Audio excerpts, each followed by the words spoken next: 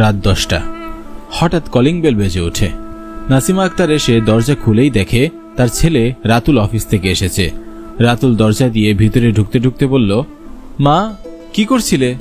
নাসিমা তার গম্ভীর মুখে বললেন, টেবিলে খাবার দেওয়া আছে, খেয়ে নিস।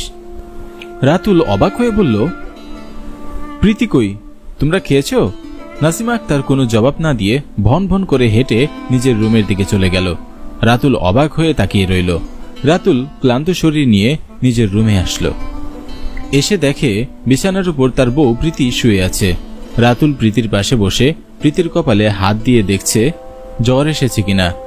রাতুলের স্পর্শ পেয়ে প্রীতি ঘুম থেকে উঠে বসে এবং ঘুমু ঘুমু চোখে বলে উঠে, রাতুল এসে পড়েছ, খেয়েছো? আমার খাওয়ার কথা বাদ দাও, মাত্র রাত 10টা বাজে। আমার বউয়ের তো এখন নাগিন দেখার টাইম, অথচ আমার বউ ঘুমাচ্ছে। কি হয়েছে? প্রীতি বলল, কিছুই হয়নি। রাতুল বলল, সুস্থই তো আছো, কিছু একটা তো হয়েছে। আমার কাছে চোখ লুকিয়ে লাভ নেই প্রীতি। প্রীতি মাথা তুলে রাতুলের দিকে করুণ দৃষ্টিতে তাকিয়ে বলল, আমি তোমার মাকে মায়ের মতো ভাবলেও সে আমাকে মেয়ের মতো ভাবে না।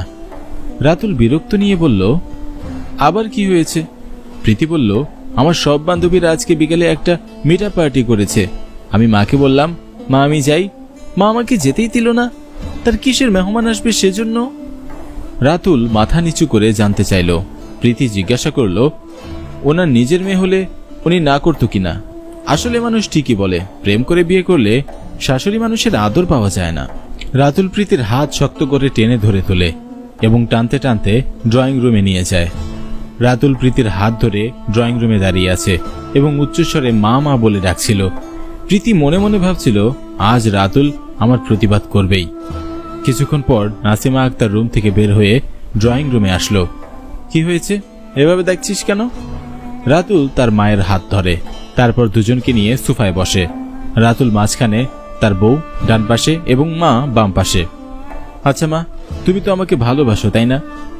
আমাকে না দেখে দিনের পর দিন কাটাতে পারবে? কি বলছিস এগুলো বাবা? এটা কখনোই আমি পারবো না। রাতুল প্রীতির দিকে তাকিয়ে বলল, প্রীতি, তুমি আর আমি 3 বছর ধরে বিয়ে করেছি, তুমি নিশ্চয়ই আমাকে ছাড়া থাকতে পারবে না? না, এটা সম্ভব নয়। আমিও তোমাদের দুজনকে ছাড়া থাকতে পারবো না, ইনফ্যাক্ট চাইও না। প্রীতি বলল, কিন্তু তোমরা যা শুরু করেছো তাতে আমার কিছু একটা সিদ্ধান্ত নিতেই হবে। দেখো, আমি মাকে ছেড়ে বউকে নিয়ে আলাদা হয়ে যাব সেরকম কাপুরুষও নয়। আবার মায়ের জন্য একটা মেয়ের সংসার ভেঙে দিব ততটাও অমানুষ নই আমি। তবে আমি একটা কাজ করতে পারি, একদিন অফিসে যাব, কিন্তু আর কখনোই ফিরবো না এই বাড়িতে। নাসিমা আক্তার এবং প্রীতি দুজনেই বেশ ভয় পেয়ে যায় কথাটায়। আজকের ঘটনায় কার দোষ ছিল কিংবা আগের ঘটনাগুলোতেও কার দোষ ছিল বা আছে সেসব আমি মনে করাতে চাই না, জানতেও চাই না। শুধু বলতে চাই, তোমরা দুজন দুজনকে বোঝার চেষ্টা করো।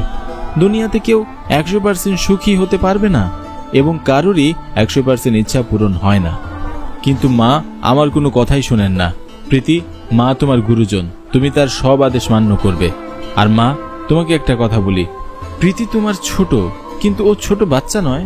তোমার কোনো ডিসিশন যদি প্রীতির ভুল মনে হয়, তখন কিন্তু তোমার উপর থেকেও সম্মানটা উঠে যাবে। নাসিমা আক্তার বললেন, কিন্তু কোনো কিন্তু নয়, মা এবং বউ দুটোই আমার লাইফের 2টি অধ্যায়। একটিও ছাড়া আমি ভালো থাকতে পারবো না। তাই নিজেরা ভালো থাকো আর আমাকেও ভালো থাকতে দাও। অন্যথায় একজনের দোষের জন্য দুজনকেই হারাবে কিন্তু তোমরা। তাই একে অন্যের দোষ লোকাতে শেখো এবং সেগুলো নিয়ে নিজের আলোচনা করো। আমি আর কখনো এসব বিষয় নিয়ে কথা বলতে চাই না।